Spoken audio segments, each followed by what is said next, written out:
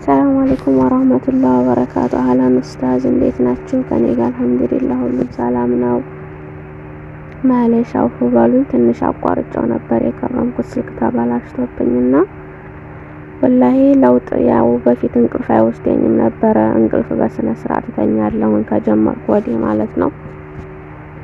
ያው እንደሚያነጫንጨኝ ምናምን ያው ነው፣ አልተቀየረም። ለውጥ አላገኘውም። በጣም ያነጫንጨኛል ዝም ብሎ በቃ ህክምናውን ከጀመርኩ ወዲህ ደግሞ ዝም ብሎ የሆነ ይጥለኝ ነበረ፣ ያመኝ ነበረ። አሁን ትንሽ በርዶልኛል። የሚጥለኝም ደህና ነኝ አልሐምዱሊላህ። ራሴን ያው አልተወኝም፣ ቅጥቅጣቱ በጣም ያመኛል። አሁንም ራሱ በተለይ ከጀመርኩ ወዲህ በጣም ነው የሚያመኝ ራሴን ቅጥቅጣት ማለት ነው። እና ያሁኑንም ወር ከጨረስኩኝ እንደዚሁ መቀጥል ከሆነ ቀጣይ ብደግም ደስ ይለኛል።